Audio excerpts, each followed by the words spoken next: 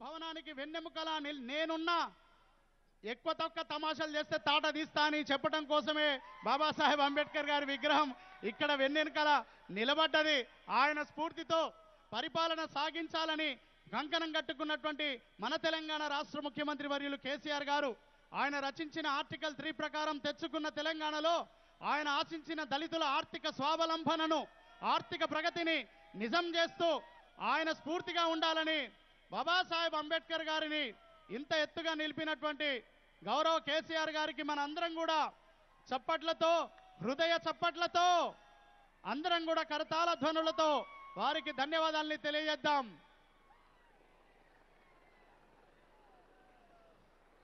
వచ్చింది హెలిప్యాడ్.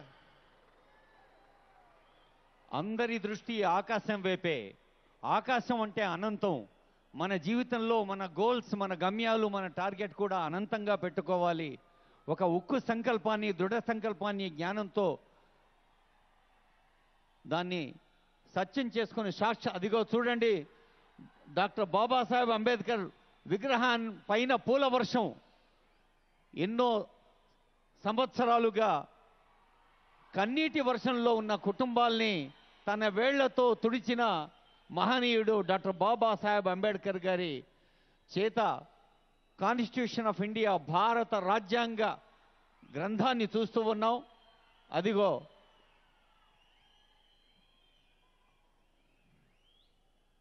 అక్కడ పూల వర్షం, ఇక్కడ చప్పట్ల వర్షం. ప్రతి సామాన్య పౌరుడు, every citizen is taking part in this grand occasion.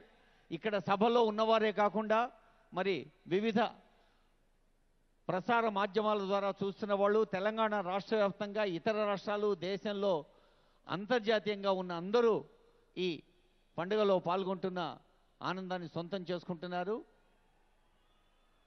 ఈ పూలవాన మధ్య మన గుండె తడిని ఒక ఆత్మీయపు జడివానగా మార్చి డాక్టర్ బిఆర్ అంబేద్కర్ గారి విగ్రహావిష్కరణలోని తర్వాతి ఘట్టం గౌరవనీయులైన ముఖ్యమంత్రి వర్యులు, గౌరవ అతిథి, షెడ్యూల్డ్ కులాల సంక్షేమం కోసం కృషి చేస్తున్న మంత్రివర్యులు కొప్పుల ఈశ్వర్ గారు,